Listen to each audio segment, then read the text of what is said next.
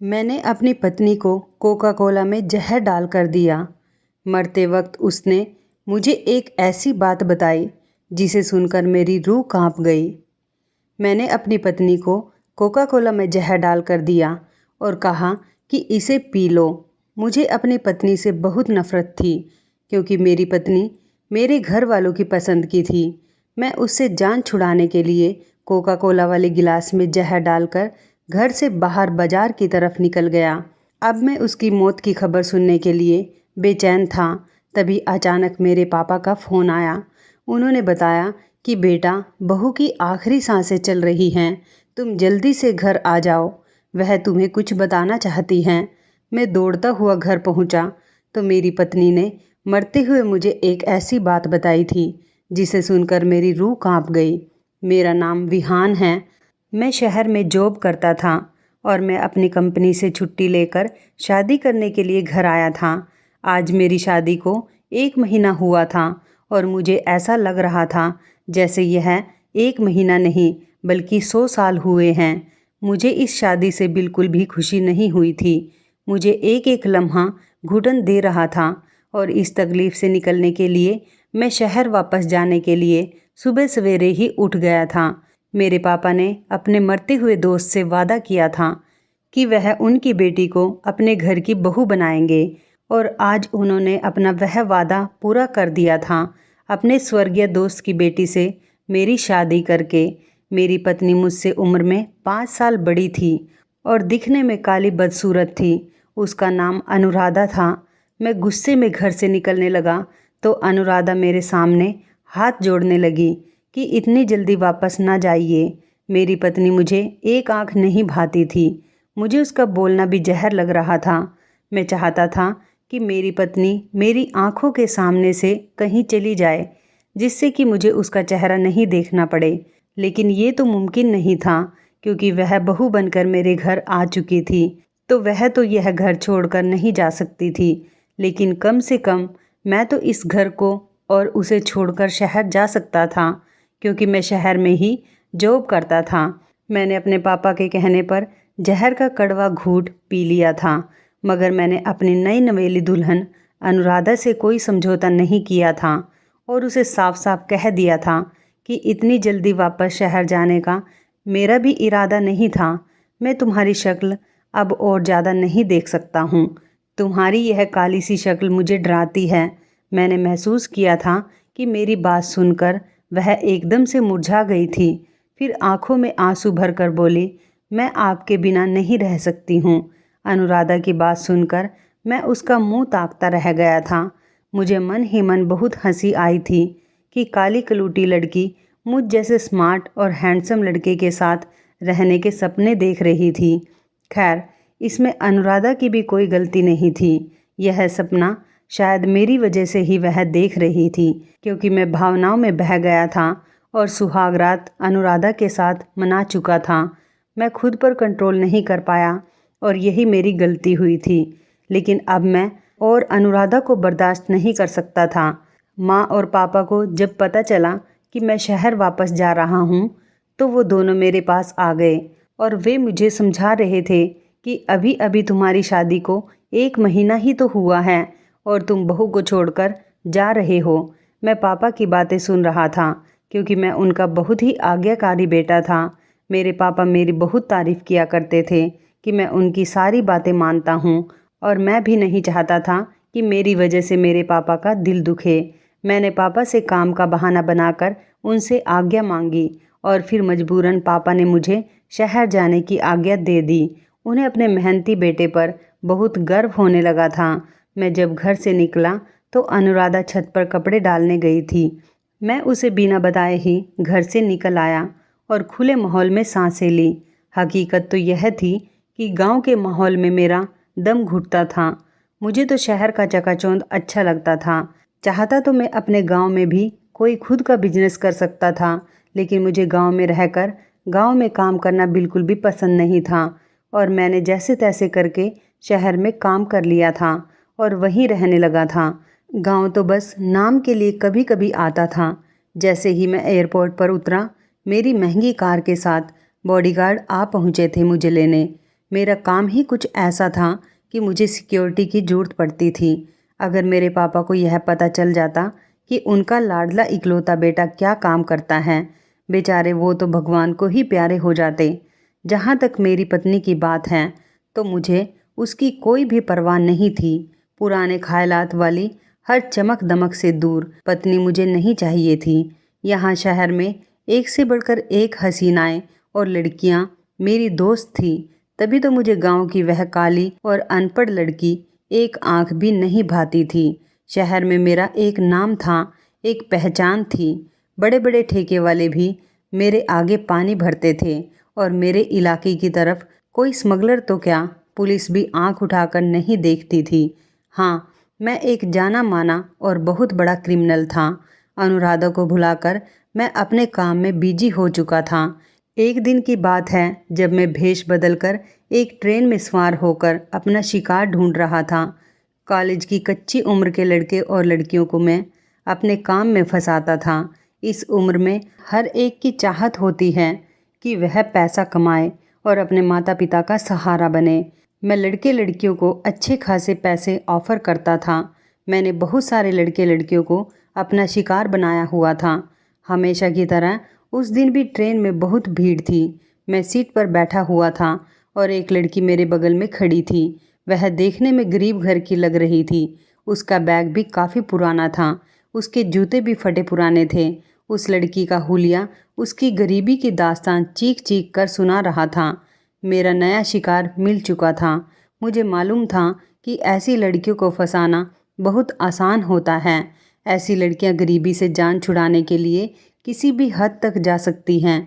मैं अपनी सीट से उठा और उससे बोला कि तुम इस सीट पर आकर बैठ जाओ। वह लड़की मेरी बात सुनते ही गुस्से से भड़क उठी और मुझे घूरने लगी। कहने लगी, मैं तुम जैसे लड़के को अच्छी तरह से जानती हूँ। लड़कियों से बात करने का बहाना चाहिए तुम्हें। बस लड़कियों को सीट ऑफ़र कर दो और उससे बातचीत शुरू कर दो। यह तरीका पुराना हो चुका है। मैं तुम जैसे लड़कों के सारे हथकंडे जानती हूँ। मुझे उसकी यह बात भी अच्छी लगी थी। मुझे मालूम हो गया था यह मेरे लिए बहुत ही काम की साबित होगी। मेरे सामने एकदम मेरी डरपोक सी पत्नी का चेहरा घूम गया था और उसका चेहरा याद आते ही मेरा मुंह कड़वा हो गया था। उस दिन के बाद मैं हर रोज़ उस स्टेशन पर जाकर खड़ा हो जाता था जिस स्टेशन से वह ट्रेन लेती थी, और मैं भी उसके पीछे पीछे उसी डिब्बे में चढ़ जाता था। उस लड़की से बात करने का कोई न कोई बहाना तलाश करता रहता। मैंने अपने खास लोगों को उसकी जासूसी पर लगा रखा था। अगले ही दिन मुझे उसकी पूरी जानकारी मिल चुकी थी। वह बहुत ही गरीब परिवार से थी। उसका एक ही कमरे का घर था। वो अपने बूढ़े माँ बाप की इकलौती बेटी थी। उस लड़की का नाम मानवी था। उसके कॉलेज का भी पता लगवा लिया था। फिर मैं कुछ दिन अपने काम में ज़्यादा बिजी हो गया था और मानवी के साथ ट्रेन में नहीं गया, और अब मुझे कुछ खाली खाली सा महसूस होने लगा था और मैं अपनी इस हालत से बेखबर था। एक दिन मैं उसके कॉलेज गया और उसकी सहेली से कह दिया था कि मानवी के पल पल की रिपोर्ट मुझे चाहिए। पहले तो मानवी की सहेली नहीं मान रही थी, लेकिन उसकी अक्कड़ तो मेरे साथ खड़े बड़ी बड़ी मूँछों वाले बॉडीगार्ड को देखकर ही ख़त्म हो गई थी। फिर उस लड़की ने मुझसे मेरा नंबर लिया। नंबर लिखवाकर मैं वहाँ से उठा, लेकिन ना जाने क्यों मेरा दिल बार बार मानवी को देखने को करने लगा था।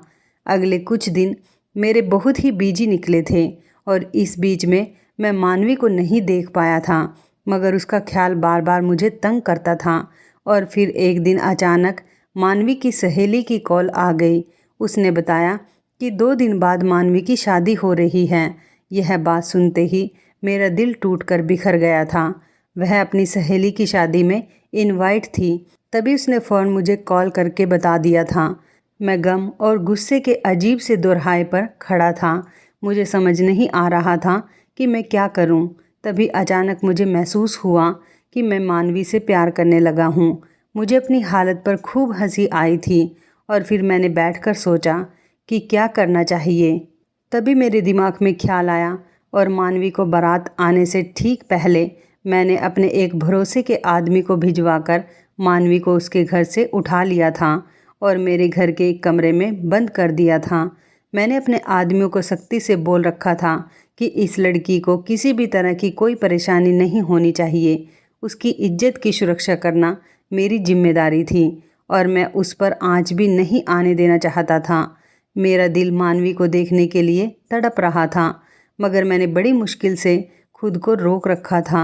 2 दिन और 2 रात अपने घर पर रखकर उसे सुरक्षित उसके घर भिजवा दिया था।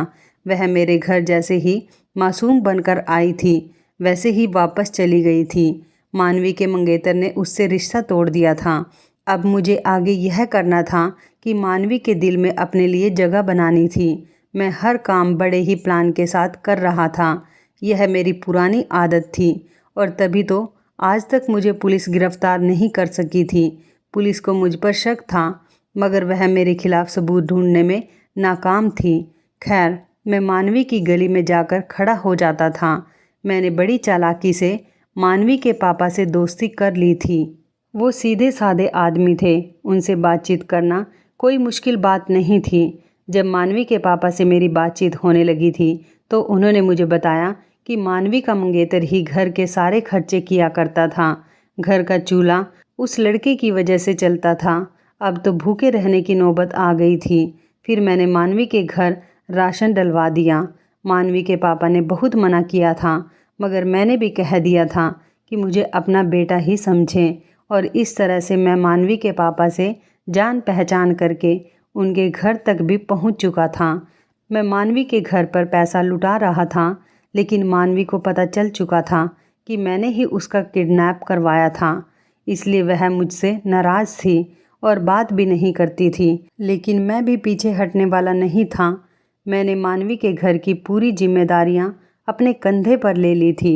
कभी उसके बूढ़े माँ बाप को डॉक्टर के पास ले जाता, तो कभी उसके घर ज़रूरी सामान लाकर रख देता। मेरी इतनी मेहरबानियों की वजह से मानवी ने मुझसे माफ़ी मांग ली थी। मैंने कहा कि इंसान को कभी कभी गलतफहमी हो जाती है, इसकी कोई ज़रूरत नहीं है। उस दिन के बाद मैं जब भी उसके घर जाता तो वह मेरे लिए खुद अपने हाथों से चाय बना कर लाती थी।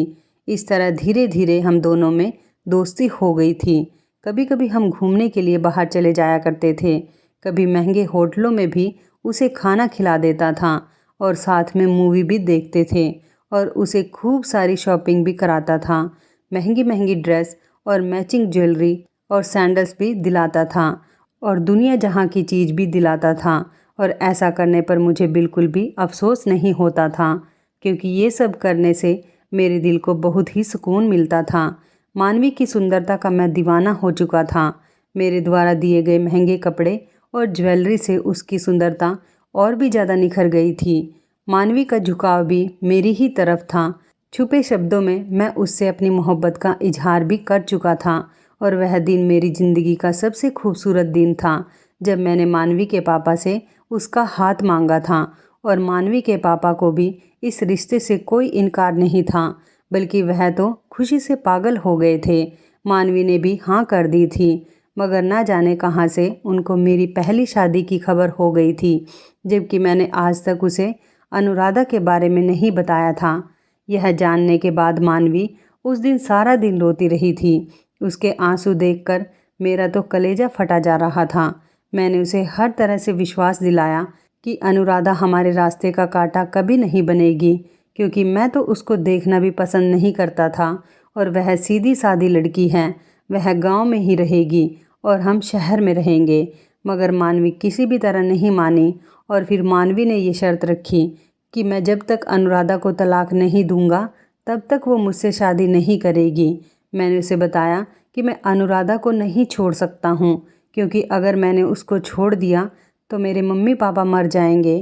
तो मानवी ने कहा, फिर तुम ऐसा करो कि वह खुद घर छोड़कर भाग जाए। मुझे उसकी बात पसंद आई।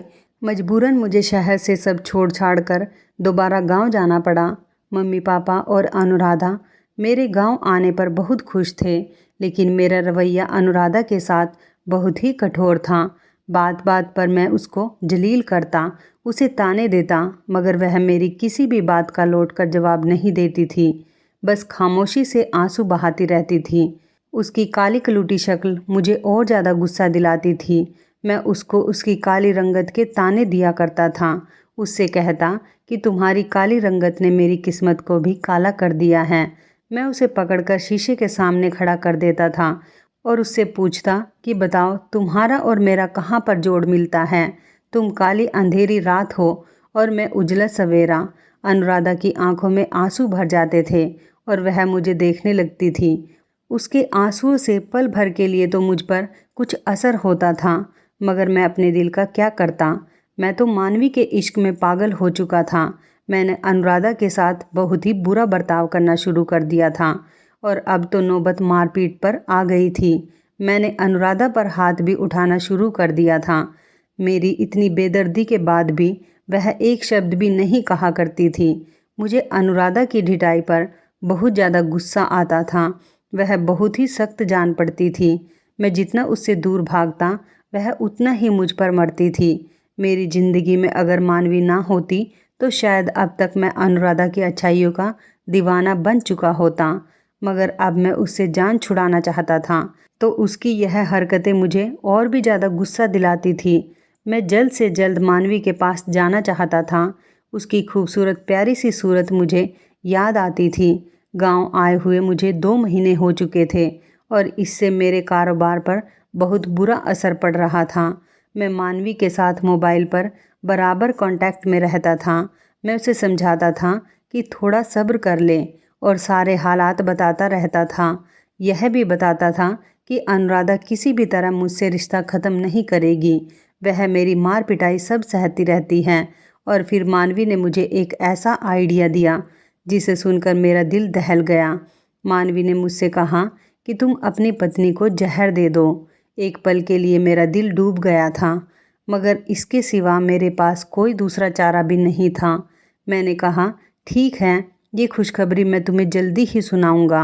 और ये कहकर मैंने फ़ोन रख दिया। सुबह हो चुकी थी।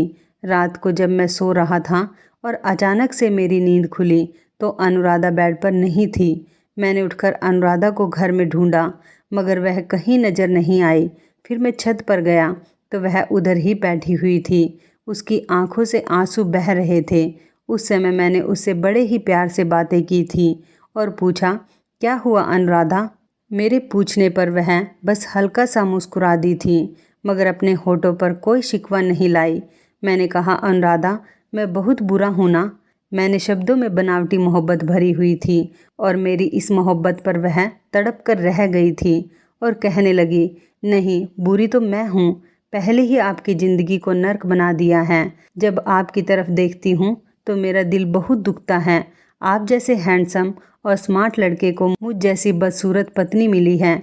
आप कहाँ बुरे हो? बुरी तो मैं हूँ। उसकी बातें मुझे एहसास दिला रही थी कि मैं कितना गिरा हुआ इंसान हूँ। मगर वो कहते हैं ना, जिसकी सूरत काली होती है उसका दिल बहुत साफ़ होता है। अनुराधा दिल की बहुत साफ़ लड़की थी। मैंने अनुराधा के आंसू पोंछते हुए कहा, अच्छा ये सब छोड़ो, आज गर्मी बहुत है, कोल्ड ड्रिंक में क्या पीना पसंद करोगी? उसने कोका कोला का नाम लिया तो मैंने मुस्कुरा दिया और कहा, तो कल सुबह ला दूँगा। एक पल को मेरा दिल तो चाहा कि समय यहीं ठहर जाए और मुझे इस मासूम लड़की की जान ना लेनी पड़े, मगर फिर मेरी नज़रों के सामने मानवी का चेहरा आ गया। मैं मानवी के बिना नहीं रह सकता था और मानवी को पाने के लिए मुझे यह कड़वा घूंट पीना ही पड़ता।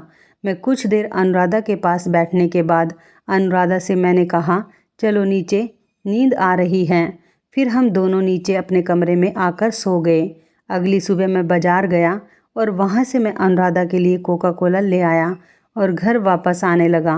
रास्ते में मैंने उस कोका कोला में जहर मिला दिया। ऐसा करते समय मेरे हाथ पैर कांप रहे थे। मैं पसीने से भीग चुका था, मगर उस दिन शैतान ने मेरी एक न चलने दी। वह मुझ पर पूरी तरह हावी हो चुका था। मैं घर की तरफ चल दिया।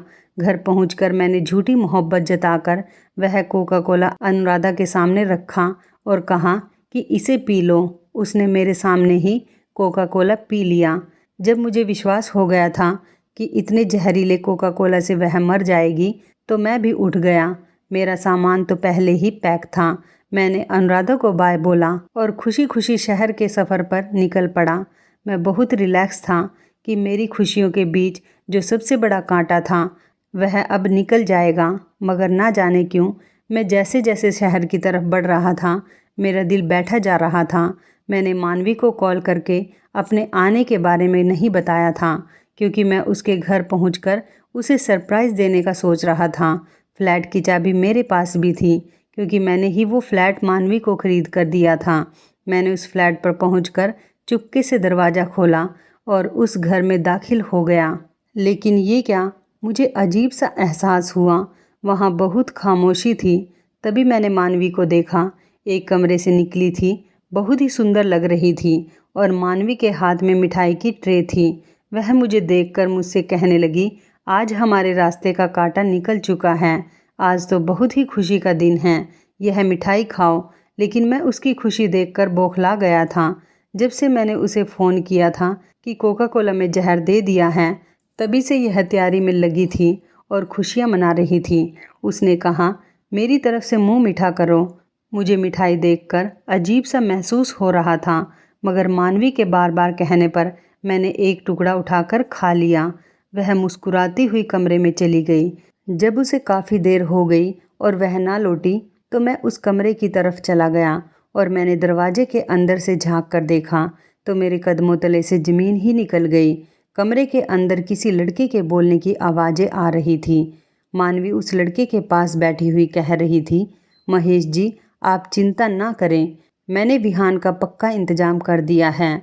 मिठाई में जहर डालकर उसको खिला दिया है और आज अपना बदला भी मैंने उससे ले लिया है। वह क्या समझता था कि मुझे खबर नहीं होगी कि मेरा मुजरिम कौन था? मुझे किसने मेरी शादी की रात में अगवा किया था? मेरा मुजरिम विहान ही तो है। वह तो भगवान की कृपा है जो महेश जी आपने मेरे पर विश्वास किया। मोहब्बत तो मैं सिर्फ आपसे ही करती हूँ और हमेशा ही करती रहूँगी। मानवी की बातें सुनकर मुझ में वहाँ खड़े होने की हिम्मत नहीं थी। मैं दबे पाँव वहाँ से निकल आया था और तभी अचानक मेरे घर से कॉल आई और मेरे पापा ने कहा, बेटा, तुम्हारी पत्नी की अंतिम सांसें चल रही हैं और वह तुम्हें बुला रही है। मेरे तो कदमों के नीचे से ज़मीन ही निकल गई। मुझे अब अपनी गलती का एहसास हो गया था। जहर तो मुझे भी दिया गया था। मेरी हालत भी ख़राब हो रही थी, लेकिन अब मुझे अपनी हालत की परवाह नहीं थी। मैं जल्दी से गांव पहुंचा। मैंने देखा कि अनुराधा के चेहरे पर मौत का सन्नाटा था। मेरे घर पहुंचते ही मेरी पत्नी ने मुझे मुस्कुरा कर देखा। उसकी मुस्कुराहट देखकर मेरी रूह कांप उठी थी और फिर अचानक ही वह मेरे पैर पकड़कर बोली, आप मुझे माफ़ कर दो। मैं घबरा गया और पूछा, क्या हुआ अनुराधा? उसने रो कर कहा, मैंने आपकी अलमारी तलाश की थी। मुझे आपके गलत काम के बारे में सब सबूत मिल चुके हैं। मैं उसकी बात सुनकर हैरान रह गया। मेरे हाथ पैर कांपने लगे थे। जहर अपना काम कर रहा था, लेकिन मैं फिर भी खड़ा उसकी बातें सुन रहा था। वह कह रही थी कि मैं सोच रही थी कि आपके खिलाफ कानूनी कार्रवाई करूं या ना करूं। मैं इसी सोच में डूबी हुई थी, लेकिन मैं आपको भगवान के कहर से बचाना चाहती थी।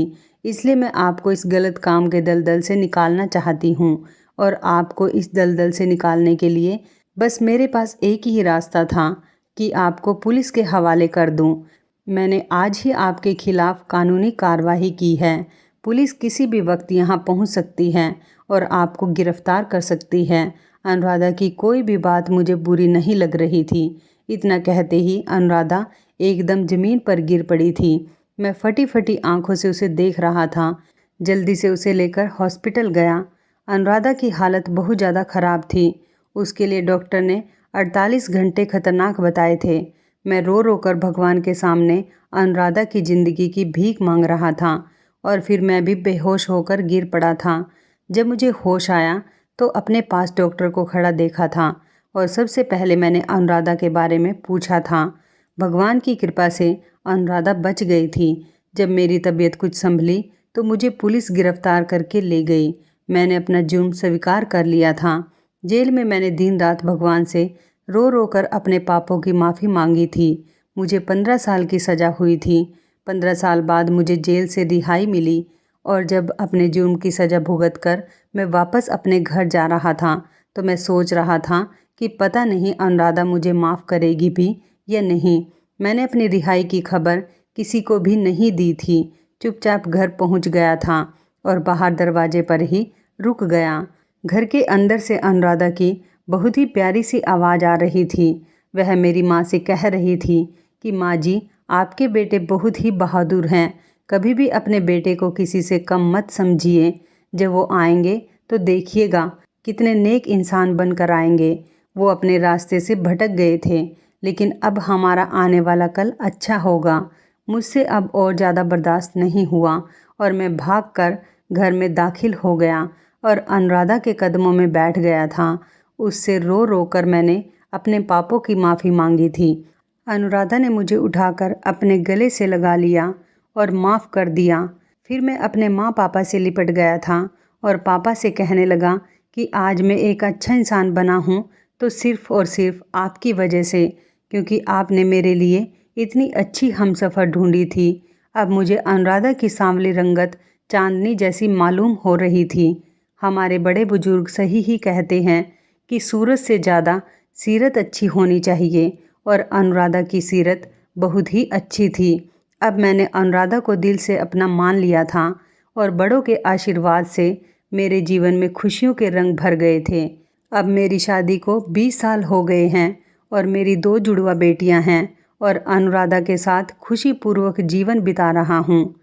तो इस कहानी के बारे में आपकी क्या राय है? कमेंट करके ज़रूर बताइएगा। दोस्तों, आपको हमारी ये मज़ेदार कहानी कैसी लगी? आप हमें कमेंट बॉक्स में ज़रूर बताएं। यदि आपके पास भी ऐसी कोई प्यारी सी कहानी है या फिर ऐसी कोई कहानी जिससे कुछ शिक्षा मिले, तो आप हमारे साथ उसको ज़रूर शेयर करें। दोस्तों, यदि आपको हमारी ये वीडियो अच्छी लगे तो आप हमारी इस वीडियो को लाइक शेयर ज़रूर करें और ऐसी ही दिल को छू लेने वाली प्रेरणादायक कहानियाँ सुनने के लिए हमारे चैनल को भी सब्सक्राइब करें।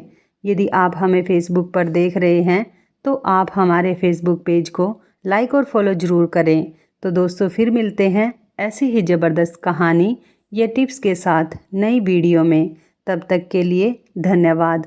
आप सभी अपना ख्याल रखना। आपका दिन शुभ व मंगलमय हो।